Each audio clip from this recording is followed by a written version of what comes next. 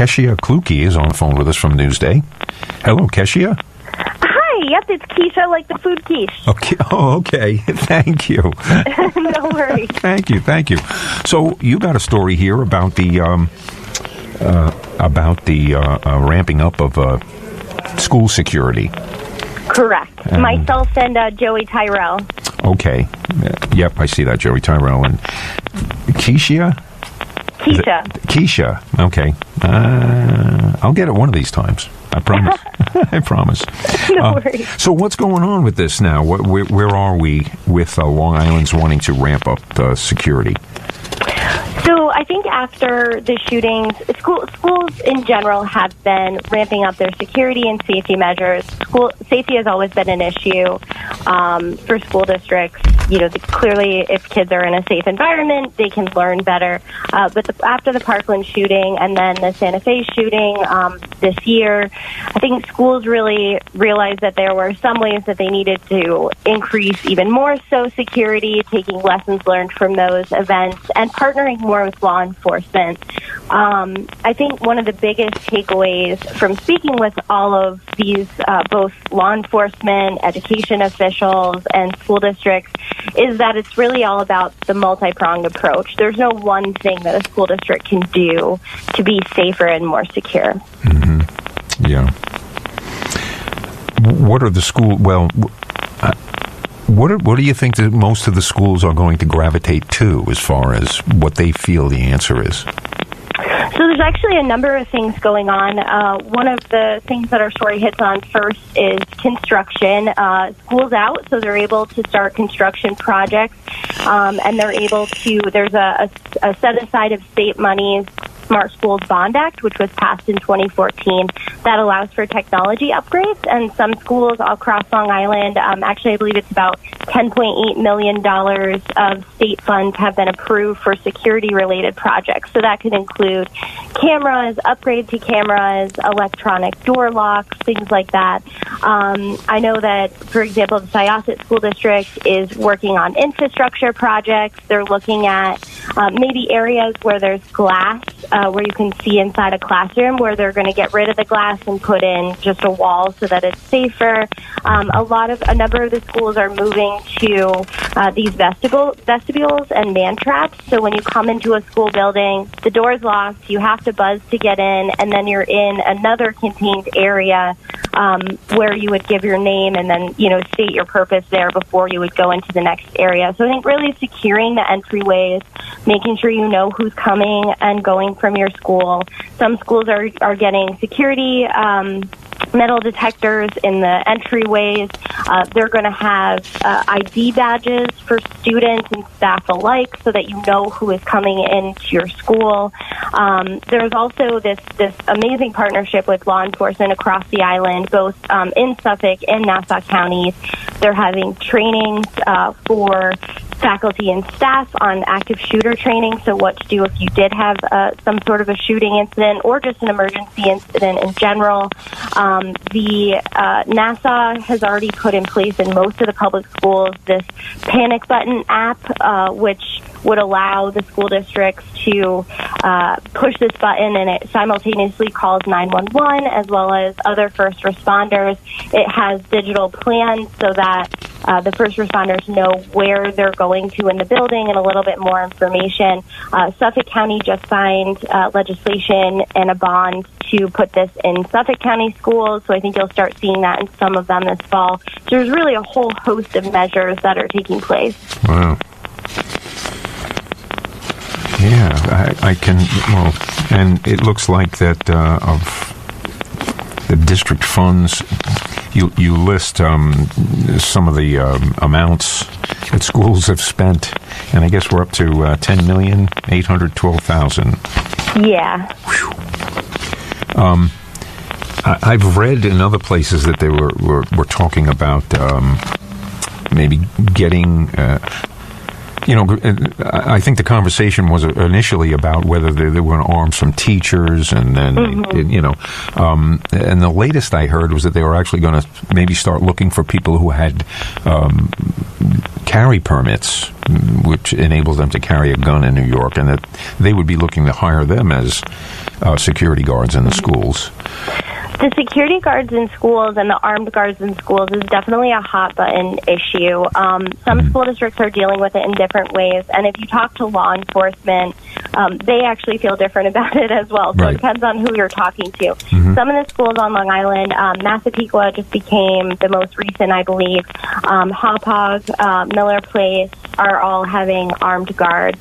But typically, school districts they can have security that they would contract on their own, and those could be retired police officers, in which case they may be armed. Another option is the SRO, which is a school resource officer, which is usually it's in collaboration with the local police department, and it's actually an officer in the school that's dedicated to those school buildings. Unfortunately, the funds to have an officer in every single school building across the island are not really there. So some police departments, for example, I believe it's Nassau that has them patrolling the schools. So that of their, I think it's at any given moment, there's 177 police cars out doing their daily rounds throughout the day, and each one of those is required to stop at a school building and maybe stop in, say hi to administrators, talk to the kids, or maybe doing a perimeter check. Maybe it's at night to see that there's no one walking around the school building. So I think they're trying to find ways to partner. Some have opted for the armed guards. Some do not want that.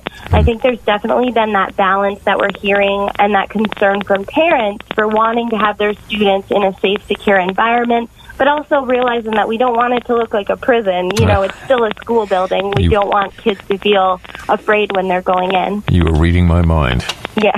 Yeah, well, I mean, the only way to create a safe not the only way, but one of the things that it can lead to is that you wind up inside a fortress. And I think a lot of the school districts, it's also been an interesting balance in their communication with their school communities of what they're doing to address school safety, because on one hand you want to say, we know you're concerned as parents and we want to tell you everything that we're doing, but we also don't want that information out there because that kind of gives away the secrets of what we're doing. If there's a hidden metal detector, we don't want people to know that that's in there because we want to clearly find the bad guy before they come in. So, and then I thought another factor that was really interesting is this mental health component, and I think that's becoming more and more discussed because the shootings that we've seen, it's really people who are allowed in the school. It's students. It's it's really this mental health question, and we're actually the first state in the nation to require mental health education as part of the health curriculum. So a portion of our story focuses on that as well. How can we better assess the needs of students and make sure that they're getting help so that they don't get to the point where they want to come in and shoot? And if they're this is part of the trainings where they say, if someone's talking like, oh, I had a bad day and this happened, and there's a difference between an actual threat and, just blowing off some steam and saying something stupid that a kid would say. Yeah, and so those are discussions that are going on as well in programs that school districts are putting in place a lot more. For example, I know Syosset is having more faculty and staff in terms of counselors and trying to look at that mental health. Yeah. Well, there was an issue with one of the last, I believe it was Parkland in Florida, where the students basically said, yes, we were offered counseling. The counselors came here for a day, and then if we wanted to continue the counseling, we would be sent a bill. Interesting. That was the definition of offered counseling. Now, reading those stories, when you read them in the paper, you always think, oh, well, that's good, they're all going to get counseling. But we really do have to define terms these days because, just like affordable housing on Long Island, Yeah, What does that mean? What does that mean? Exactly. So, and when I heard that about the counseling, I thought that's pretty lousy. That, they would put that out there as a public relations Because really, that's what it sounded like. Oh, no, all the kids are going to get counseling. Yeah, okay, they did, and the counselor was here, and now it's tomorrow, and they're not here anymore. You know. Well, and I think this is really looking at that awareness of mental health and times of crisis, what services are available, making sure that students are talking to each other, focusing on anti-bullying programs, and really, I think we as a society are talking more about mental health and how to address these issues and get people help, as opposed to, making it a dark thing where, oh, we don't talk about that. So I think that's something as well. And then also the state education department, through its new, actually through the federal legislation of the Every Student Succeeds Act, is actually trying to work on school culture so that students feel like they're in a safe space, they're in a safe environment, and when they feel like that, they will learn better and tend to do better in school. So it's kind of a twofold effort. Yeah. Well, certainly the perception of the issue is a big thing. I mean, it really is. I know so many people who are, they think there's a boogeyman around every corner. But that's everything we read today. There, is to prepare yourself for the boogeyman. That in your lifetime you wind up never meeting. I feel bad. I really feel badly for the kids themselves. And this is one of the stories that makes me thankful that I am as old as I am and that I grew up when I did. Because we really did, compared to so many things going on in the world today, we did have a carefree childhood. We really did. And when I think of kids, I mean, little kids even in elementary schools having to deal with the mental idea that somebody would come into their school and shoot them up. Just that, without it ever happening, has to have a gigantic effect on a student body and on, where these kids find themselves in the middle of their day, and just that becomes a part of their reality. And boy, whew, that it really is heartbreaking. Yeah, it really is. It really is. But, well, I'm hoping that, as this story progresses, you'll get in touch with us too, and we can talk some more about when some of the schools actually do implement whatever it is they're going to come up with to deal with this. Well, I think a lot of them you'll see by fall, actually. So they're in the process. Some of them have already undertaken their projects. A lot of schools have gone to the single point of entry. So if you go to a school building during the day, there will be one point of entry, or at any point in time.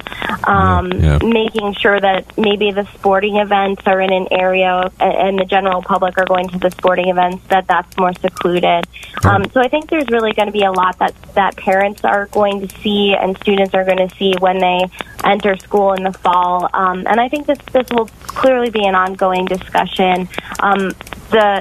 It's interesting because we've had shootings like this before, but with the social media today, I think that it's really become a lot more prevalent, and people, at least from a reporting standpoint, seem to be talking about it a lot longer after the occurrence than in previous events. Right.